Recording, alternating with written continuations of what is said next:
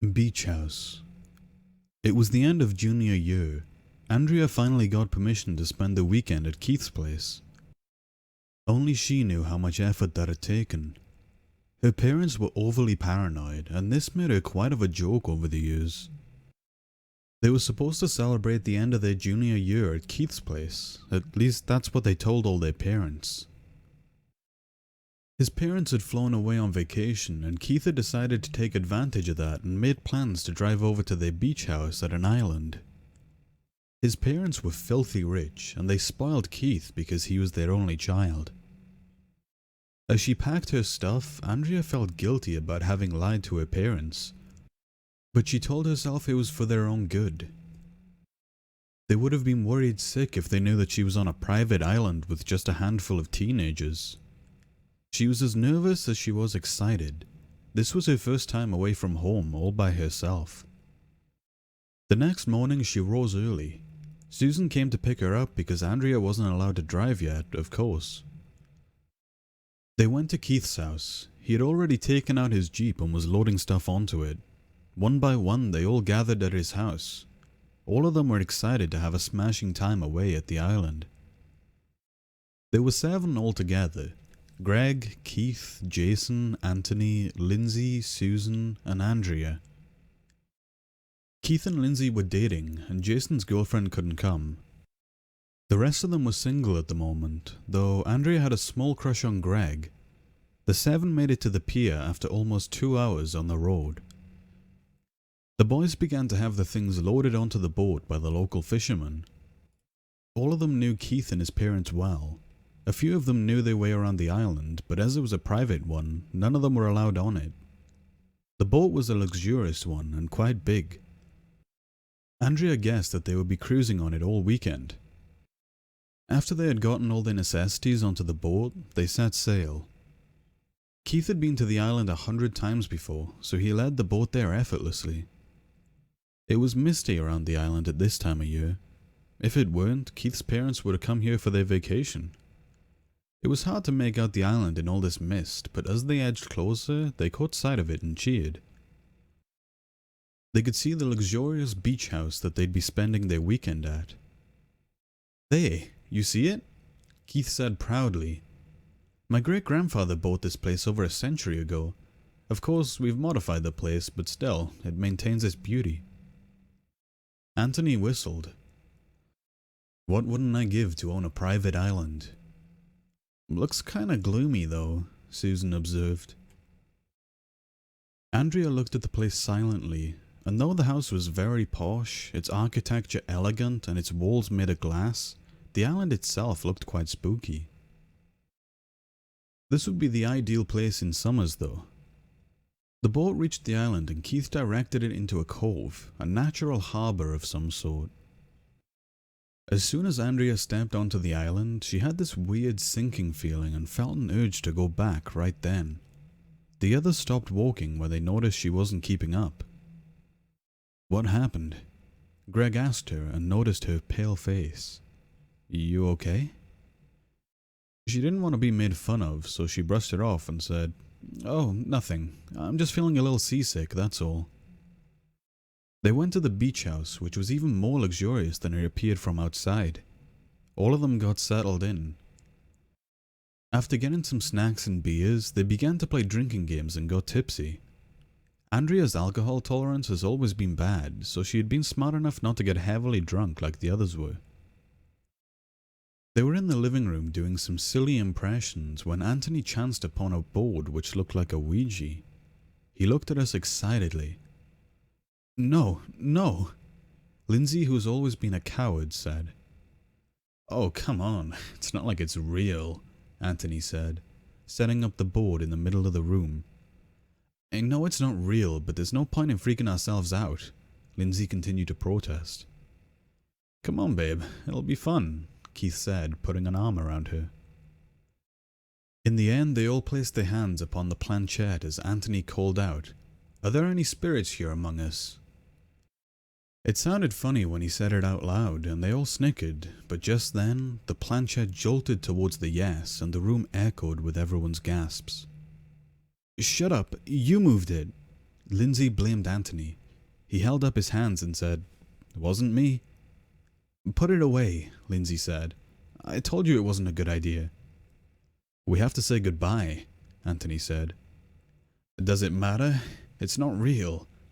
Lindsay was persistent that they put it away, so it was done. They talked for a bit before everyone fell asleep. They had already made their beds in the living room so they could stay up late together. As everyone had consumed alcohol, they were soon strewn on the beds, wasted. It must have been somewhere near 1 a.m. when Andrea woke up to the sound of whispering. At first she thought it was her fellows talking, but when she strained her eyes to make it out clearly, it was coming from the dark corner of the room. As her eyes adjusted to the dark, she could make out a tall, dark figure in the corner. Fear gripped her heart and she nudged Greg, who was toppled right next to her. He woke up, rubbed his eyes and looked in the direction that she was pointing to. As he made out the figure, he quickly got up and switched on the lights. It was Anthony. He was facing the corner and whispering something. They both sighed when they saw him. The commotion had woken up the others by then. Greg tried to rouse Anthony, who was apparently sleepwalking. When he finally did, he looked at everyone's faces, staring at him in concern. "Bro, you never told us that you sleepwalk. You had us scared there, man," Keith said and comforted Lindsay, who didn't have strong nerves. "I don't," Anthony told them, scratching the back of his neck. "Well, maybe you never knew," Keith said jokingly as he prepared to go back to bed. "Hey, where's Jason?" Susan asked. They hadn't noticed before, but Jason's bed was empty. "Maybe he went to the bathroom. I'll go have a look," Keith said. Off he went. They waited for him for a few minutes, but he didn't come back. As Anthony was preparing to go look for him, Greg stopped him. "We can't have someone else disappearing on us," he said. "We'll all go. Together."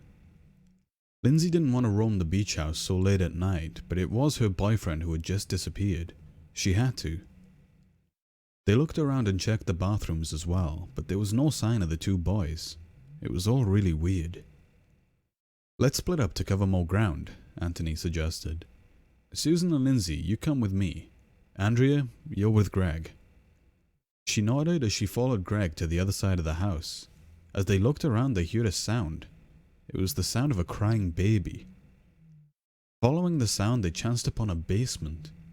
The sound was coming from down there. It was really dark, and there were no lights. It was really weird. What could a baby be doing all the way down in the basement? Where was his mother? Greg wanted to go and check it out. He said that someone might be in need of help. Of course, he wanted Andrea to accompany him, but there was no way she was going into a dark basement at this hour. She straight up refused. After hearing her say no, Greg headed into the direction of the sound himself.